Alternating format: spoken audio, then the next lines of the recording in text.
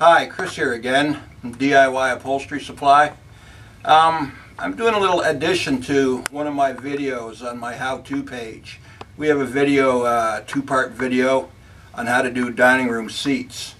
The problem is I had a lot of questions about people who get dining room seats like this, where there's a hole in the center and it's a hardwood frame, and it usually has webbing in the center like this, that rubber webbing, or it has a stretchy canvas in there to sit on. And my question is how to deal with this old webbing. Well, first of all, this webbing is no good, so you just throw it away. Throw it on the floor, because usually you have a helper that will pick it up for you later. I like to make my life easy when I'm doing things, so I have a seat clamp here, and you'll see why that. When you're pulling webbing on a seat frame like this, which we're going to be doing, it tends to lift the frame up like this, and it's very hard to work with and very hard to get the right tension in your on your frame. So let me attach this seat clamp to hold it down so it doesn't move while I apply the webbing.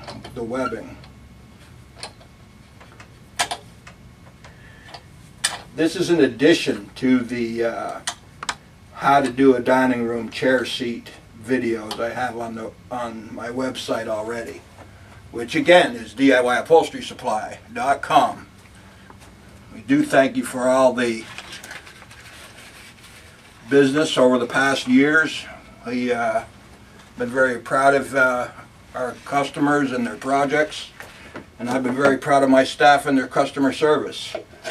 You're going to need a pair of dikes, and you're going to need a pair of Osborne leather webbing stretchers. You want to get with the serrated teeth inside. I don't know if you can zoom in and see the teeth.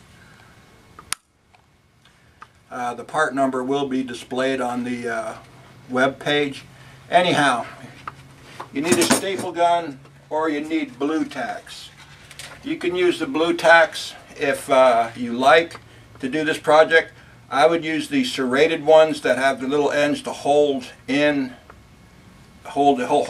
webbing into the wood a lot more secure than just a regular blue tack. These are serrated. That's the best tack to use. I'm going to use the staple gun because it's a lot quicker and just as effective. Now, first webbing, put it in the center of your seat. This here is the back, by the way, and this here is the front of the seat. Also, this is where the foam is going to go and everything else. You will watch this video and then add it to the video I already done. So this will be like video 1 of the other 2. If you have this kind of seat, that is. Anyways, there's no set amount of staples you have to put in. Put in 6, 7, 8, 10, whatever you're comfortable with. I'm sure as taking other furniture apart, you've looked at how many staples people put in and want to pull your hair out, go, my God, why did they do that?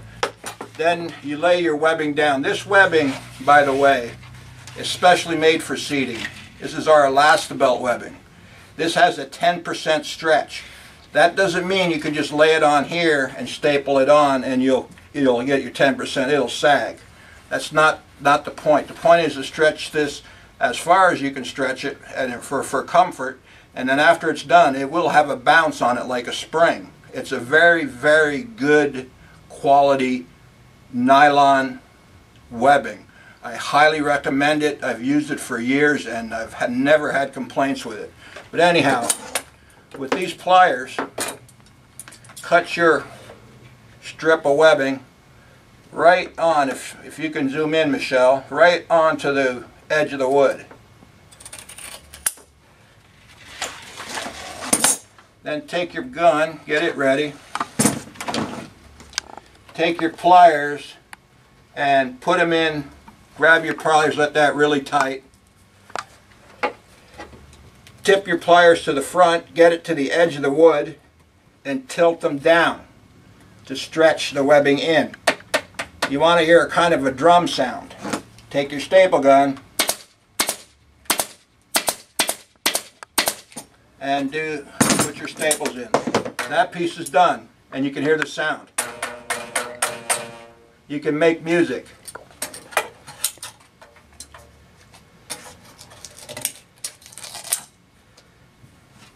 Now, you want to get your webbing. Oh, hold on, it went down here. I made it a little crooked. I can see that now. That's okay. You can straighten yours up. I got a time restraint on the video, so you can send me emails and say, Chris, you got a little crooked. I know.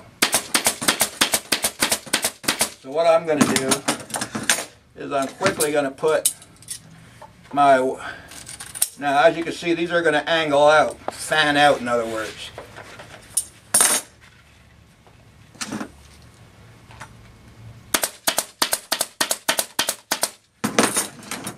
Cut each one flush with the wood. And please wear safety glasses when you're working. Staples can turn around and fly back at you.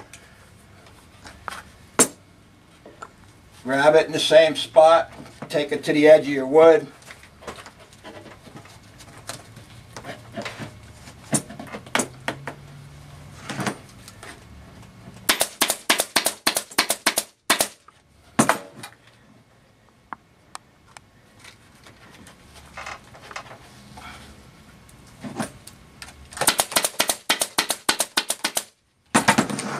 Doing it with nails would be a little extra work, but if you don't have the means to have a compressor and a staple gun like shops do, a magnetic tack hammer, you can do this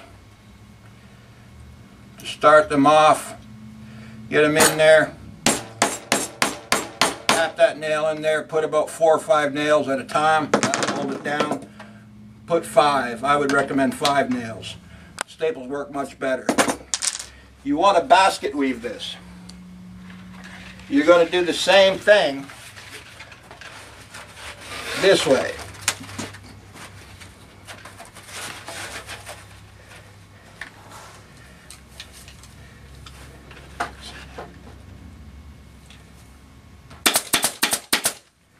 I'm just going to quickly put them into place for you. I'm not going to stretch them in because you've seen how that's done. When you basket weave, one goes under, then up, and then under. Then the next one goes over and under.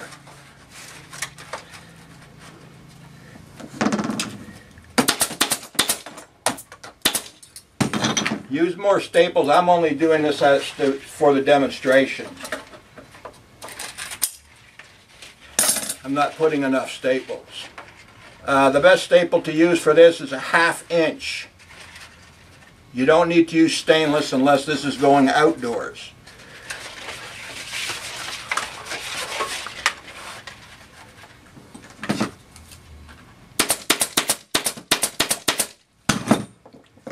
And I'm going to put one more.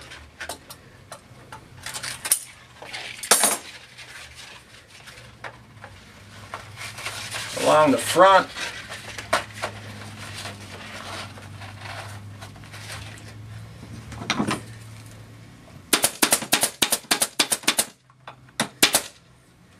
Oh yeah, and keep your hands away from your staple gun, because if you staple your finger to the wood, you're going to hear this one sound. Ouch! Okay. Now that that's all done, your staples it's all lined into place nice and tight. Everything's lined in. You're going to want to put, after everything's stapled nice and snug, you're going to want to staple a burlap over top. You want to cut the burlap to fit the frame and then staple it so it's nice and snug. Pull it tight. And this is the side where you can go to my other video now, where I start off by adding your foam, then Dacron, and everything else. Anyways, thank you for the video. Good luck. Please email us if you have any questions. I'll see you in the next video. Bye.